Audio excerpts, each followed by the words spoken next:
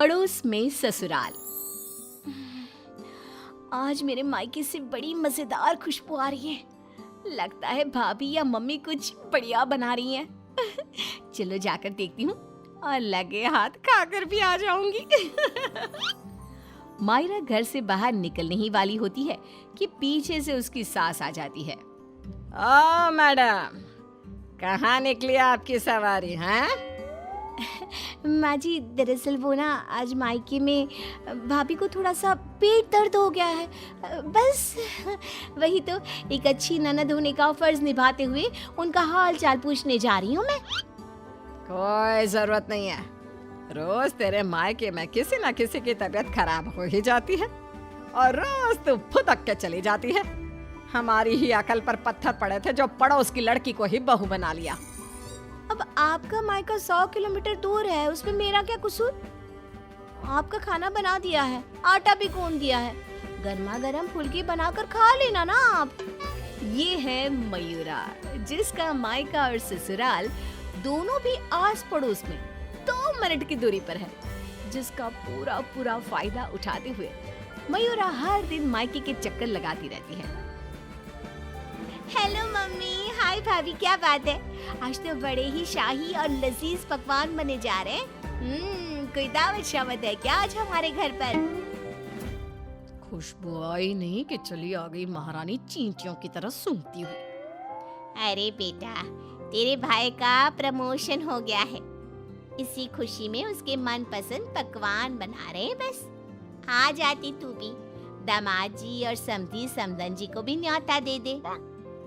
पर मम्मी जी, हमें थोड़ी ना पता था कि ये सब आएंगे। मैंने तो वैसे भी खाना कम ही बनाया है। क्या भाभी, अब आपको ये तो पता है कि मेरा ससुराल पड़ोस में ही है, और आपको तो मैंने कह कर रखा है ना कि मेरे 2 एक्स्ट्रा फुलके सेक कर रख दिया करो। मुझे मम्मी के हाथ की बनी सब्जियां कितनी पसंद है। आई बड़ी महारानी।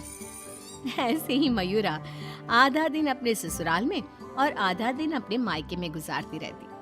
एक दिन सुबह नाश्ते के दौरान मयूरा के ससुर धनराज और पति श्लोक। अरे मयूरा, ये क्या?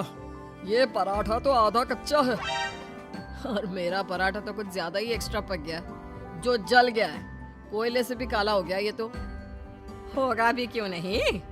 ये करम जली सुबह सारा काम ऐसे ही फटाफट गड़बड़ी में जैसे तैसे निपटा कर अपने मायके भाग जाती है। इससे क्या फर्क पड़ता है?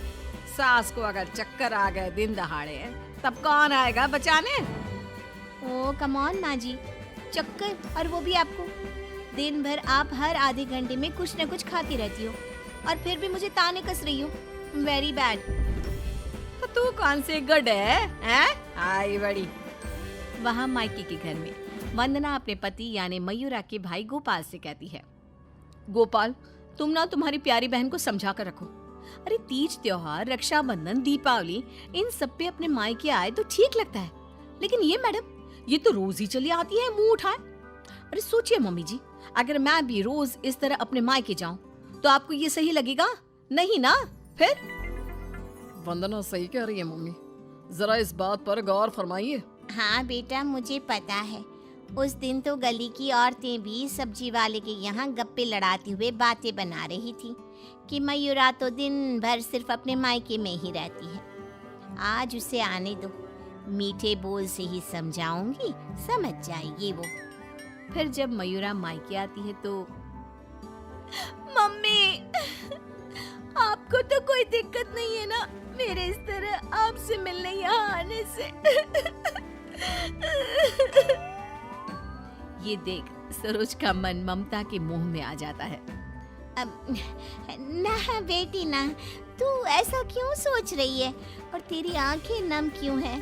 तू क्यों रो रही है बेटा? समधन जी ने कुछ कहा है क्या? ओफो, ये मम्मी जी भी ना, उन्होंने एक आंसू गिराया नहीं कि पिघल गई। नहीं मम्मी, किसी ने कुछ नहीं कहा, बस आज आपकी बहुत याद आ गई। रोज आपसे मिलती ही हूँ, लेकिन आज पता नहीं क्या हुआ। और इसी के साथ सरोज अपनी बेटी को कुछ नहीं बोल पाती और अब मयूरा का मायके में आना जाना इतना बढ़ जाता है कि वो मायके के फैसलों में भी दखल अंदाजी देने लगती है। तभी वहाँ पर बरखा आती है। अगर इतना ही परेशान हो तो उसे घर के अंदर आने ही क्यों देते हो? वो एक पाँव अपने मायके की नाव में रखती है और एक पाँव अपने ससुराल की नाव में। अगर एक नाव हटा दे तो ना चाहते हुए भी उसे दोनों पैर एक ही नाव में रखने होंगे ना। हाँ काकी, एकदम बराबर बात कर रही हैं आप। लेकिन समधन जी, आप अपनी बेटी के मुंह पे दरवाजा लगा पाती क्या? देखिए, मुझे वो सब नहीं पता। अब उसका पूरा संसार उसके ससुराल में बस चुका है।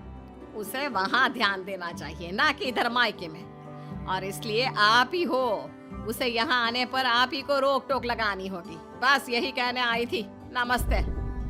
अगले दिन ससुराल में बरखा की तबीयत खराब हो जाती है और मयूरा उसे बिस्तर पर ऐसे ही छोड़कर मायके भागती है। चली गई मायके, अपनी बीमार सास को बिस्तर पर छोड़कर, निकम्मी कहीं की।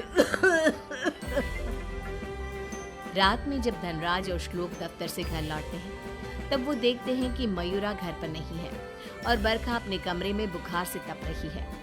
और तो और घर में कुछ खाना तक नहीं बनाया है। आज तो हद ही कर दी मयूरा बहू ने। अरे काम काज का नहीं, लेकिन कम से कम अपनी सास की तबीयत का तो लिहाज रख लिया होता। कोई फिक्र, कोई चिंता नहीं। आप ही ने तो चुनी थी ना ये बहू। कुछ देर बाद मयूरा अपने ससुराल वापस आती है। मयूरा, घड़ी देखी तुमने?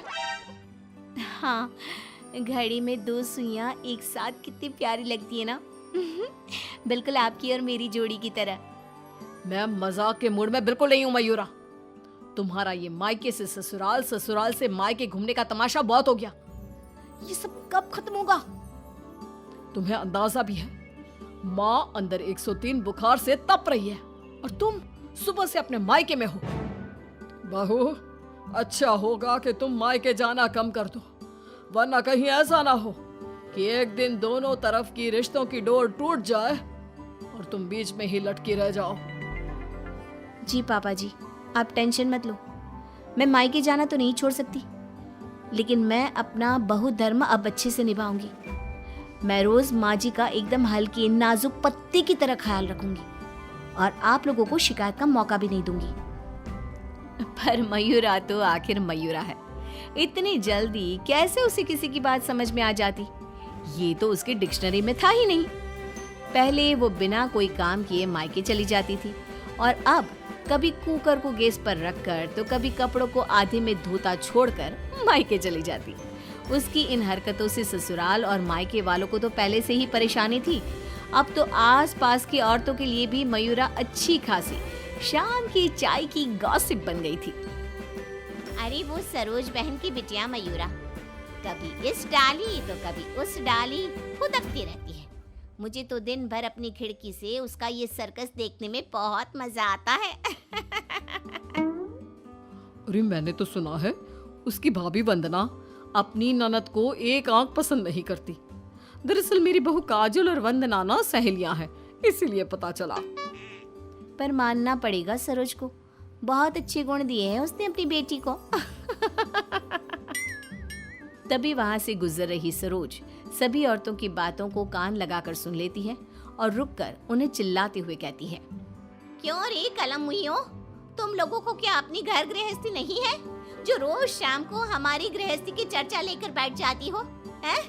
बेवकूफ औरतें, पहले खुद के घर में ठीक से देख लो, फिर दूसरे के घरों में झांको।